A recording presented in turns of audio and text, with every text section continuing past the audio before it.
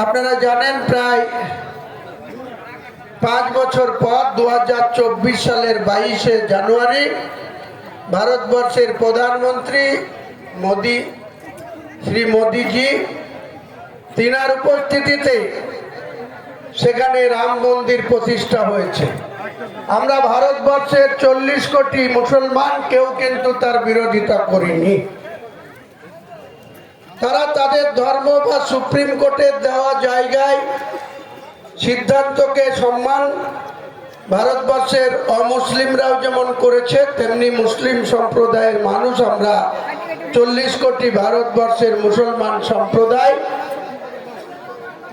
4 কোটি 26 লক্ষ পশ্চিম বাংলার মুসলমান, তারাও কিন্তু আমরা তার দীঘায় জগন্নাথ ধাম তৈরি করছেন। তার বাজেট 380 কোটি টাকা। সেটা আপনার আমার সকলের ট্যাক্সের টাকায়, রাজ্য সরকারের টাকায় করছে। সেটা করা সমাপ্ত হলো। প্রতি বছর তিনি দুর্গা পূজার অনুদান বাড়িয়ে চলছেন।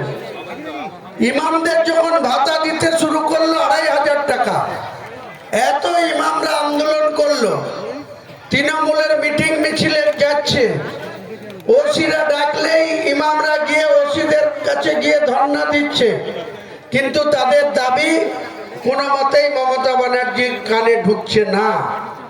2500 টাকা থেকে মাত্র 500 বাড়িয়ে, তাও ঘটা করে কলকাতার নেতাজি ইন্ডোর স্টেডিয়ামে ডেকে ইমামদের একটা নামাজ পড়ার জোহরের জায়গা পর্যন্ত ঠিক করে দেয়নি, এবং সেই ইমামদের ঠিকমতো দুপুরের খাবারও বসে খাওয়ার জায়গা করে দেয়নি। রাস্তায় দাঁড়িয়ে ইমাম মসজিদদের সেখানে গিয়ে দাঁড়িয়ে খেতে হয়েছে, যেটা মুসলিমের কালচার বিরোধী, যেটা কোরআন হাদিসে আমাদের অনেক কিছুই নিষেধ আছে।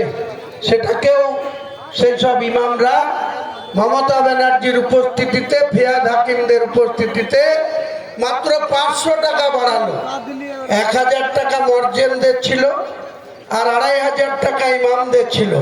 500 টাকা বেড়ে 3000 টাকা ইমামদের আর 1500 টাকা মসজিদদের, দুটো মিলে বছরে কত? 54,000। 3 বারং 36 আর 12 ডেড়ে 18, টোটাল মিলে 54,000। আর দুর্গা পুজোর অনুদান 2018 সালে শুরু হলো 10,000 টাকা, 1 লাফে পরের বছর 19 সালে 40,000 টাকা, তারপরে 60,000 টাকা, তারপরে 70,000 টাকা, তারপরে 85,000 টাকা, তারপরে 2025 সালে এসে 1,10,000।